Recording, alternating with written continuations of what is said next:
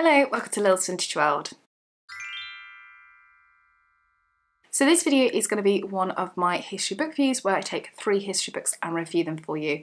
As usual, all the books will be linked in the description bar below, so after this video if you think, yes, I want to get my hands on that one, click on the link in the description box and it'll take you to the book depository where you can check it out if you want to, or if you want to, you can also buy it. Now, all of these books I was kindly sent with review from Pen and Sword, so thank you to Pen and Sword for sending me them. I did request all of them, as always, because I'm always like, I like books.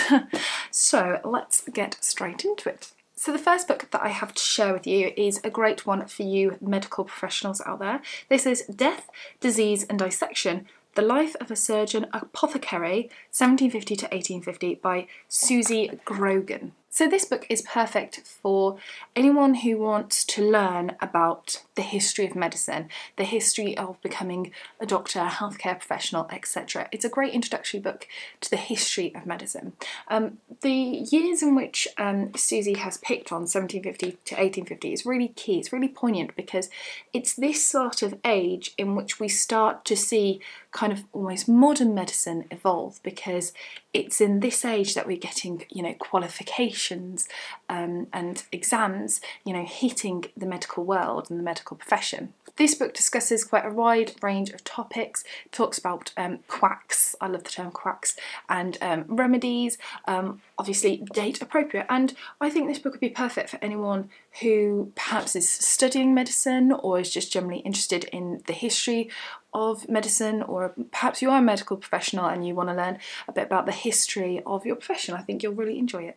The next book that I have to share with you is A Georgian Heroine, The Intriguing Life of Rachel Charlotte William Biggs by Joanne Major and Sarah Murden. I have read one of their books before. I will link that review for you up top, and I really enjoyed this one, so I was excited to get to this one too. I'm going to call her Charlotte because that is how she is discussed in the book. She's called Charlotte. So this book is essentially a biography of Charlotte's life. Now, Charlotte is a woman of the Georgian period, but she didn't fit Georgian society. She wasn't the type of, little wifey that Georgian society expects. She didn't fit the mould, shall we say. Charlotte's life is shocking. She got up to so much in her years. She was a spy, a royalist, an author, she was involved in politics. Honestly, she has such a drama-filled life. Coronation Street, EastEnders, any soap dramas, honestly, they have nothing on this woman. Her life is so drama-filled. You wouldn't believe it unless you read about it. It's fascinating. I kind of went through all the feels with this book.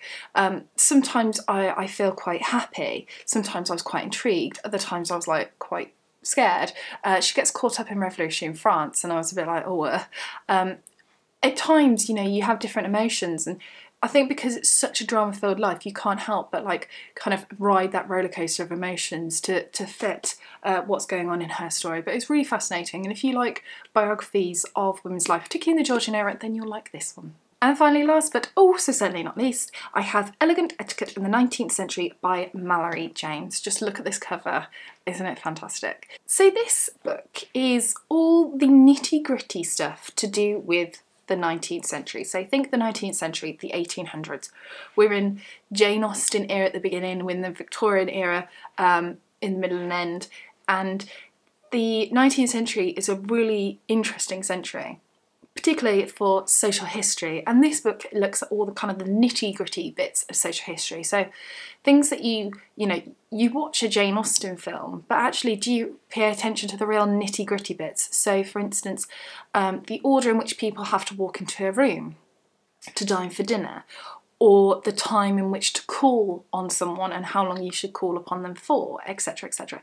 That's what this book looks at. So in each chapter it teaches you essentially something. So we have how to introduce yourself, conduct for out and about, how to pay a call, how to leave a card, how to dine, how to dance, correct ballroom etiquette and behaviour. It's all those kind of nitty-gritty. It's absolutely fascinating. I really enjoyed it. As you can probably tell, I have tabbed it quite a bit because I really enjoyed it, and there's other bits that I'd like to go back to and research a bit further, etc, etc. But each chapter you get quite a detailed account of what is being discussed, and at the end you get some principal points of politeness, and you get kind of like bullet points as if you're summarising the chapter, and it's really good. So for instance, this chapter is chapter 5, and chapter 5 is on the art of dining with delicacy, and then there's different points of politeness. I'll read you a couple. So the first one is, if invited to a dinner, a lady or gentleman would have responded without delay.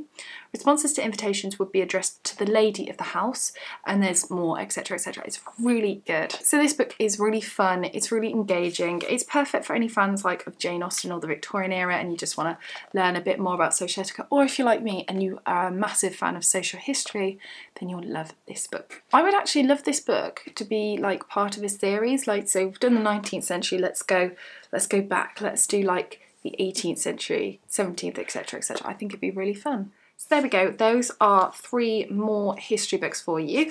If any of these books have taken your fancy, as I said at the beginning, they are all linked in the description bar below. So that's it for this video. In the comment section, let's have a chat about any of these books. Have you read any of them? Or are any of them on your wish list now? I would love to talk to you guys. So that's it for this video. Take care, and I shall see you for the next one. Bye for now.